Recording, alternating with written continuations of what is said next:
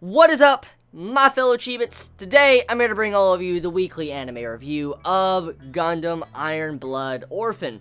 I want to ask, how has everybody's day been? Has it been good? Has it been bad? Because the reason why I'm asking is because, well, I'm curious, and also, hopefully it has been a good day, because, I mean, if you're an anime fan, there's been quite the content today. I mean, you have a wonderful episode of One Punch Man, we have an epic fucking episode of Ruby, and then Dragon Ball Super, depending on how you view it, Frieza's pretty epic, and then you have it to where this, in Gundam, fucking awesome. Half of the episode focused on the villains, which was unexpected, actually, because, see, the episode starts off with the action that last week's episode ended with, and we see Mika come in, save one of our teammates, and pretty much that fight goes on, and we're introduced to, like, these new villains of this upcoming arc.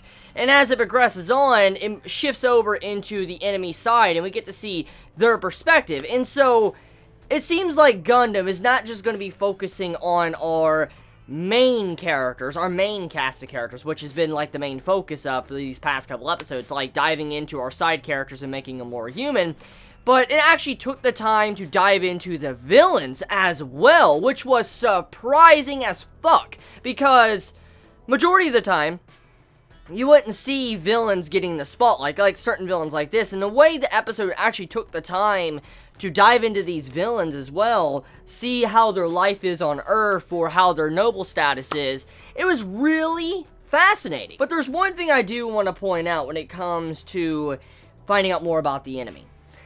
As we know, the two main villains, like the princes or whatever, the lords, we know now that the blonde-haired one that we call the Chocolate Man, we already knew he had like a younger girl that was, you know, going to be his wife in the future. And we get to meet this girl, which is actually the little sister of the person that follows around with the Chocolate Man.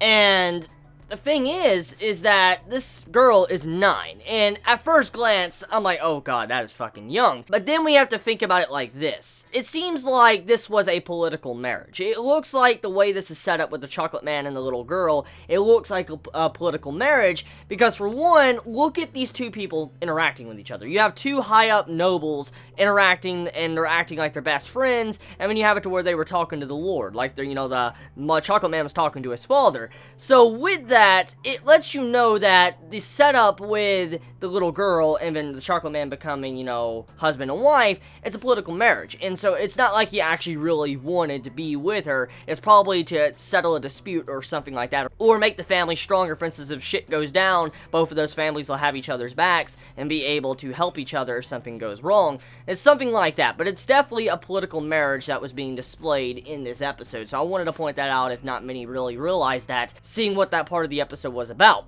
The design of the commander that was using the Gundam frame, I think he was using a Gundam frame, because according to what was said when they were doing an analysis on the frame, it seems to have like the same structure or whatever, the makeup inside of it, as a Gundam frame. So for that to be introduced, or that line to be said, I want to bet that this mech, or this Gundam frame, is probably going to come to our side. It's going to be like, probably salvaged, and our team is probably going to grab it and start using it to fight their battles in the future, because it'd be cool to have like an entire squad of Gundam frames going in and wrecking shit. I would love to see that type of shit. Like, imagine like having 5 Gundam frames rushing in, and they're connected to it, and they're able to kick some fucking ass. I mean, look, we've already seen what Mika can do with a Gundam frame. Now imagine if they have another. That's gonna be GG. So I can't wait to see where this, you know, entire point with this mech is going to go in this upcoming arc. But I do want to point out, though, that the brother that was kind of introduced in last week's episode, or not really introduced, but hinted at that he was somewhere out there, he was, you know, probably sold off to some form of company, and he's, you know, doing slave work. Well, we get to meet this brother in this episode, which was rather quick. I did not think that this brother would be introduced this soon in the series. You'd think they would have waited maybe 4 or 5 episodes, but no, they didn't do that. They actually introduced the brother that was supposedly dead or gone somewhere, and they they introduced him in this episode, which he's going to be one of the main plot points of this upcoming arc. Now, I'm curious if the brother is going to die or not, because I highly doubt, since from what I have heard from Chibits in the comments, is that Gundam loves killing off characters. So I've heard about this. I've seen it a couple of times in the comments. So I wonder if one of these brothers are going to die in the process of this upcoming dispute, because the end of the episode ends off with Tekadon saying, like, oh, if he's your brother, he's our brother, we're gonna go save him, because he probably didn't want to fight us to begin with, and that's kind of where the episode just settles itself.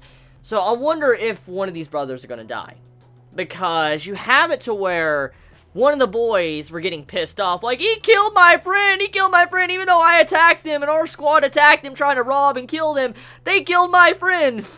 I'm sorry, I had to. I had to fucking laugh at that, just like, really? Okay, so yeah, episode of Gundam this week. Pretty damn good. Actually, very, very fascinating episode that dives into our villains, but also giving, once again, more characterization, a little bit of action here and there throughout the episode. So let me know your thoughts in the comments below, and how do you feel about the upcoming battle that we're going to probably be seeing in this arc? Let me know your thoughts. Please be safe. Chibi out.